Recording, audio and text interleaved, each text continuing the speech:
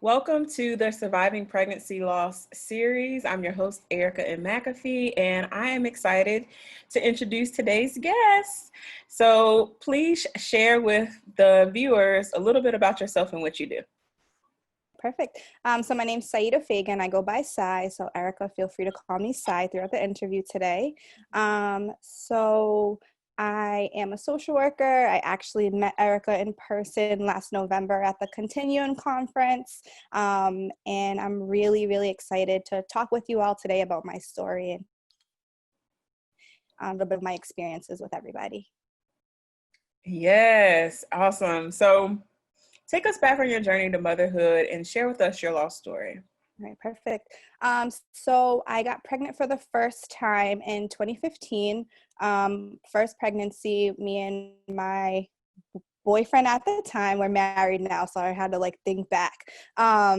And I was around 13 weeks. We were really excited. We'd share with all of our friends and our family that we were expecting.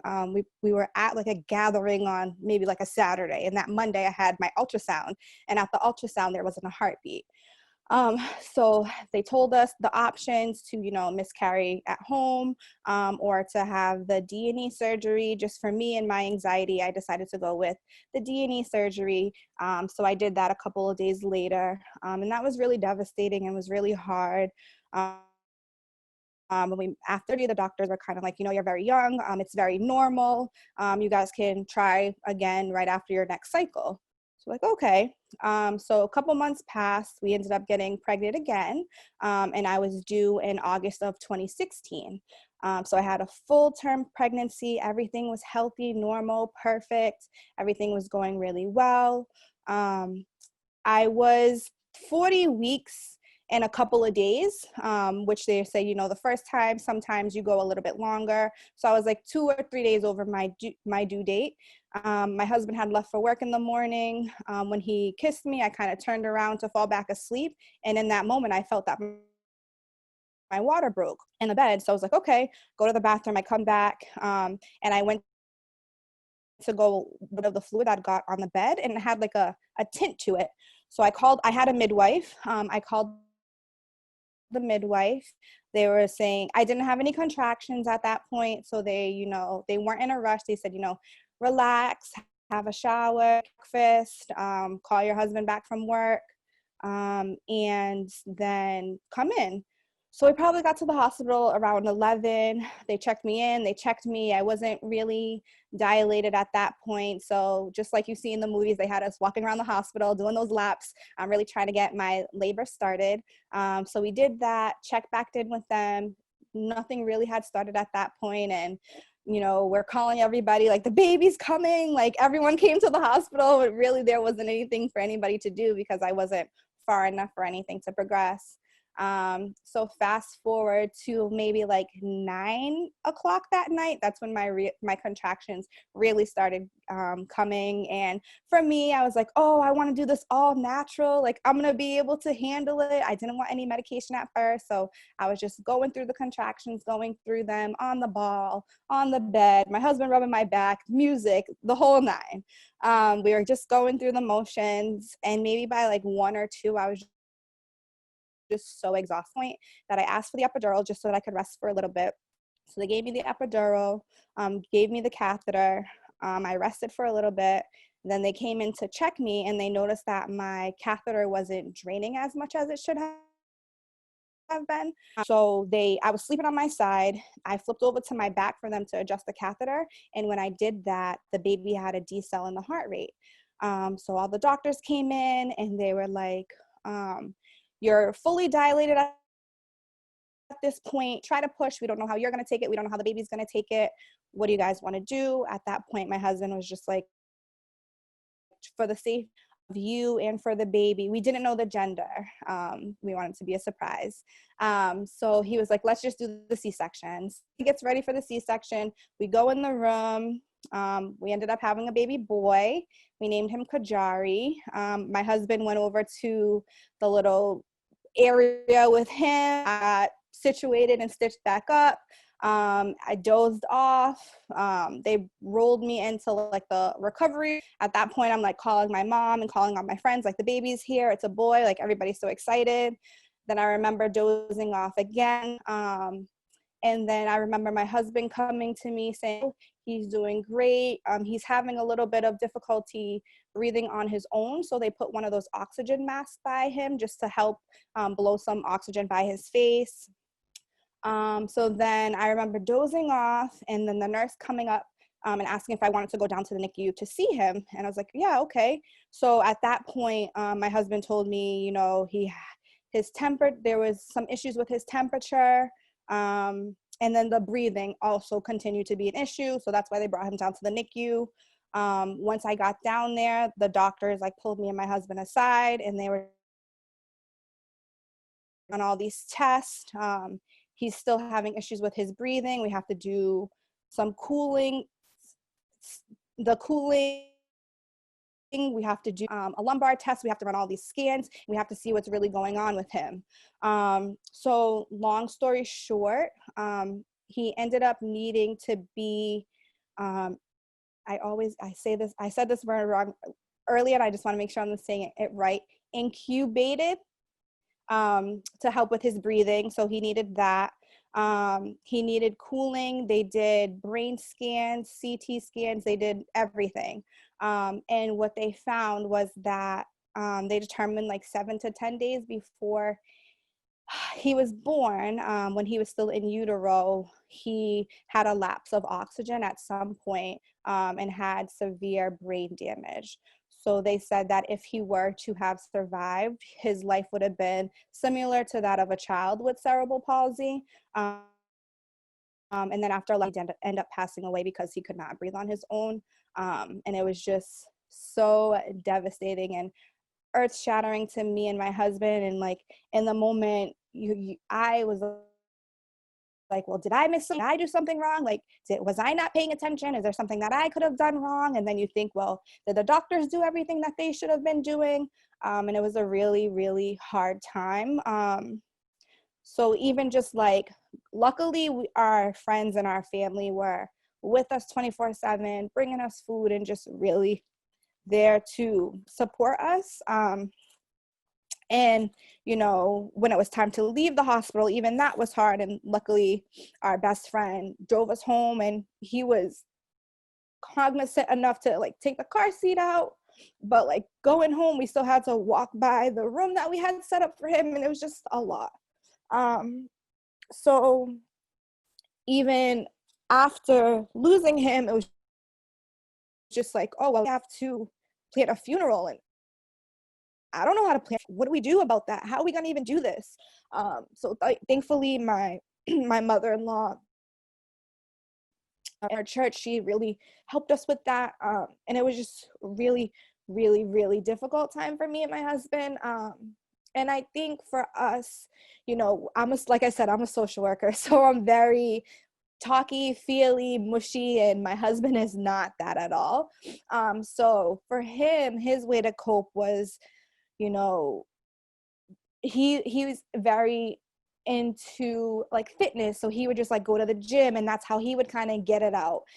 For me, like I was just laying in bed and crying and not sleeping, and we ended up, when you lose a baby in the NICU, they give you like a box.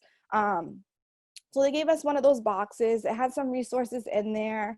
I read one of the books that was in there, one of the books was okay. It's called Tear Soup. I read it one time.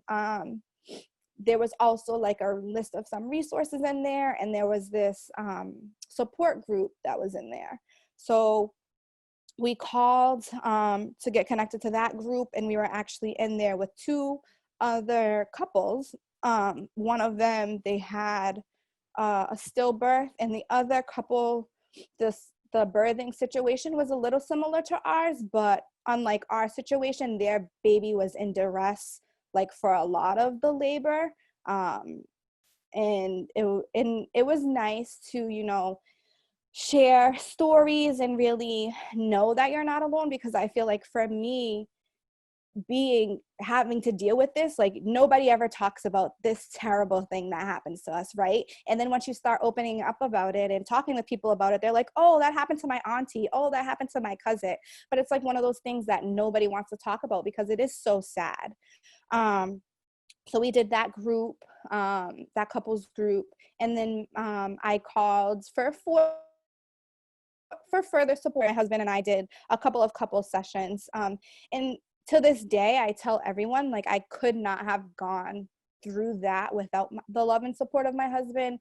Like, he really pushed me to, get back on my feet. And, we were able to get pregnant 2 times. So he reminded me of that, and just, that he was always going to be there to support me. He is amazing, and he really, really was so supportive throughout that whole time.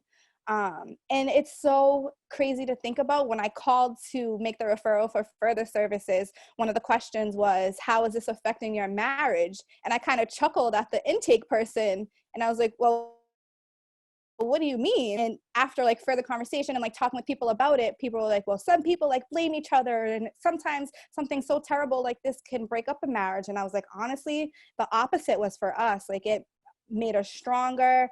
And not that it brought us more together, but it kind of did. We've been together for a really long time, since college. But it was just something, it was so different from the miscarriage too, because obviously the miscarriage hurt, right? But to carry a baby for 9 months, to meet him, to name him, to hold him when he first comes out, and then to hold him while he's taking his last breath, it was just a whole different experience. And for me to kind of like cope through that, so in the NICU, they did a really good job, and they made us like little necklaces with footprints on it. So I wore that for like weeks on weeks on weeks until it started to rust. Like, I have it right here next to me for good luck to get me through this interview. And you can barely see the footprints at this point. So I did some things that weren't healthy as well. Like, I would look at his pictures every night and like cry myself to sleep. I would sleep with his blanket or like sleep with his t-shirt, just for me, just comforting. And then I think as a woman too, like, I felt bad and felt like I let my husband down and things like that. But he always reassured me, like, it wasn't my fault. There was nothing that I did. Like I said, I'm really, really thankful for him. And then, after we lost Cajari in August, we actually got married that May while I was pregnant, just at the courthouse, just with our parents. And we were planning like a big destination wedding with all of our friends and family a year later on our 1-year anniversary. So as I'm planning the whole wedding, and in my talks, we ended up doing a cruise. So am I talking with them about my son that's coming? And so I had to like go back and like have that conversation, and just like returning to work because I didn't need my maternity leave anymore because I didn't have a baby. So just having that conversation with work, and when was it good for me to go back to work? When should I go back to work? So I ended up going back to work in October. So I took like a little bit over a month and a half, and just obviously work like sent out an email to everybody, and just the anxiety about like having to tell people over and over again. And you know how it is when you get a mass email from work. Like, some people didn't read it and came up to me and were like, how's the baby? And I'm just like, he's not here. They sent you an email, you didn't see the email. So that was triggering and hurtful, but people are human. So and just it was just weird because like the dynamic of people, like I feel like sometimes people don't know how to like ask if you're okay or approach you, and people that I've never spoken to before at work were coming up to me, and it was just an awkward and weird dynamic. And for me to kind of not sit at home crying and like thinking about it all the time. I was in grad school when I got pregnant for my master's in social work. So my plan was to take a year off because I was going to have this brand new baby. I was going to be able to work and do everything at the same time. So I was able to contact my school, back to school, like right when I got back to work. And that was helpful to kind of help push through and kind of get through. And then I feel like friends and family also, they want to be as helpful as possible, right? So I remember one time our friends came over and they're like, no, you guys are getting out of the house, we're going out to eat. So we're getting ready, getting ready, and there was like a Pampers commercial like on TV. And I remember my best friend like told me afterwards, she's like, I wanted to change the TV so bad, like I didn't know what to do. And everyone just wants to be so sensitive and so helpful. And you know, they say that time heals all wounds, and I think with something like this, time doesn't make it get better. It definitely helps the coping to be a little bit easier, but it definitely still hurts the same, right? So this August he would have been 4. So we go to his gravesite, and even that, like, we didn't pick out his headstone, didn't do any of that until months and months and months later, because it was just too hard to have to go there, pick what we want to put on it. It was just too much. And even at the funeral, like, we didn't know that when we went to the burial, it could have just been me and my husband. So everybody who was at the funeral went to the burial too. And me and my husband were up there and just like crying and holding each other. Like, we wished it was just us two, like looking back on it. So it was just a really, really hard experience. And I think my work also, losing my son made my work harder. Like I said, I'm a social worker, and, you know, sometimes in my line of work, I see children that have been abused and neglected, you know, and it just hurt that some people feel that these little innocent people are just so disposable. And obviously they don't know what I've gone through, but it's been a long road. I ended up getting pregnant again, and we had our rainbow baby, which I didn't even know was a thing until I went into my wax when I was about to give birth. And she's like, oh, so this is your rainbow baby. I'm like, yeah, sure. I never heard that term before in my life. So we had Mr. Cannon, who is 2 going on 6. And he is just a joy. And it's just so crazy that, so when he was born, I tried to, so before we got pregnant, we went and we did a consultation with the high-risk doctors, because when we did all the genetic testing, all the testing that me and my husband did to kind of show some rhyme or reason to what happened with Cajari, there was nothing wrong with my placenta, nothing wrong with my, everything was fine. So the doctors kind of were like, it was just kind of one of those 1 in a million things that just happen.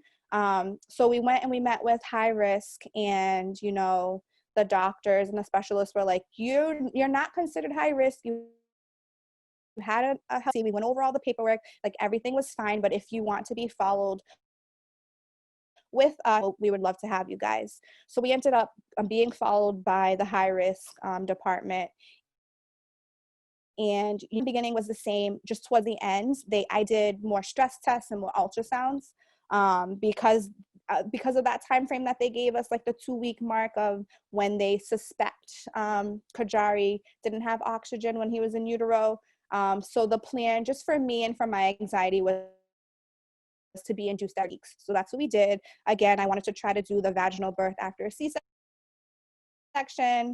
That didn't work. My body was not having it. So we just did another section, and Cannon came out. Again, we didn't know what we were having. We ended up having a baby boy. And he came out and he was fine, but he had some issues with his temperature and his blood sugars. So same scenario. I had him, he went down to the NICU with my husband, and then they brought me down to the NICU, and then the doctors are coming in, like kind of having this similar conversation with us again. And that, me and my husband obviously weren't talking. We were listening to the doctor, both had the same feeling like, this is too much. We're not having any more kids after this, because it was just so triggering, like to be back down there and to have the doctor say like, we don't know why your baby's not managing his sugar. Like we need to run all this tests. And I'm sure it was the same hospital. And I'm sure for us and for them, they wanted to just make sure that they did everything they needed to do, just knowing our history and what we went through a couple of years before. So luckily, Cannon was fine. He just needed some glucose and to be weaned off of it, and he was fine. But the irony of the whole situation is he was in the NICU for exactly 11 days as well. And then we brought him home. Yeah, it was crazy. And it was so triggering, but the hospital was so amazing. They like put us on at a different section, so we weren't next to the room that we were with Cajari. And we ended up making a friend from one of the nurses who was primarily assigned to Cajari, and she had babies that she was already taking care of, so she didn't get to take care of Cannon, but she always came in and checked on us, and like some of the other nurses that knew us. So it was a very nice feeling. And then I ended up getting pregnant again last August, September, and I had another miscarriage. So technically I've been pregnant 4 times, 2 miscarriages, the loss of Cajari, and my baby boy Cannon. So that's kind of been my journey. Whew. Oh, yes. Thank you for sharing that. I think that we all can relate to you about just how you felt after Kajari, and just even through your miscarriages that you had, the perseverance and the resilience to continue to go on and on and on in your journey to motherhood and becoming a mother again after loss. So I would love for you to share just how are you surviving pregnancy loss?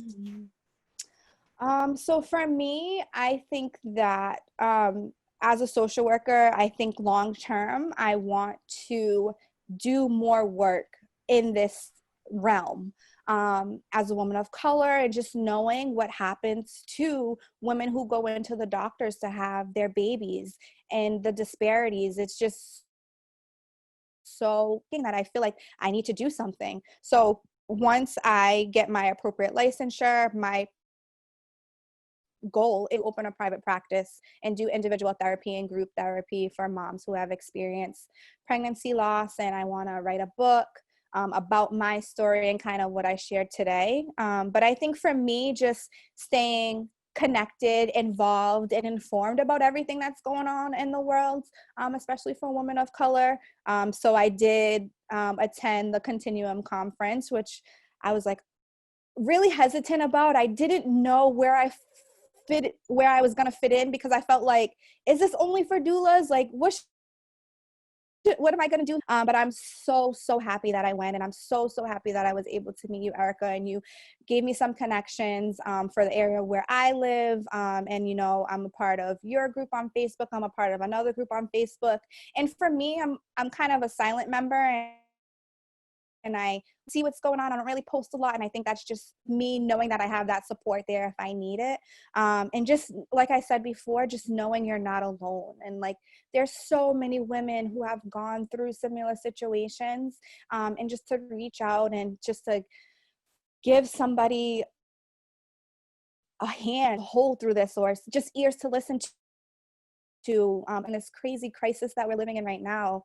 I think it's, for me, I'm lucky to have a partner, you know, really good friends and family that I can lean on for the support, and who are able to check on me.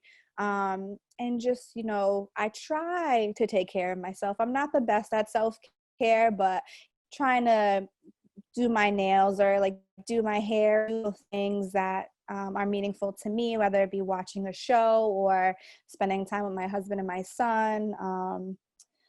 And yeah, just trying to stay positive. I think that's the thing too. Like, even with the all the losses, it kind of makes you think like, well, why me? Like, what did I do to kind of deserve this? And it's hard, but I try to not dwell on the past. And obviously I'm human. I have bad days. I have days that are not good, days that I just cry and think and wish and hope. But it's hard, especially for me. I feel like it was hard for us to think of ways to kind of honor Cajari.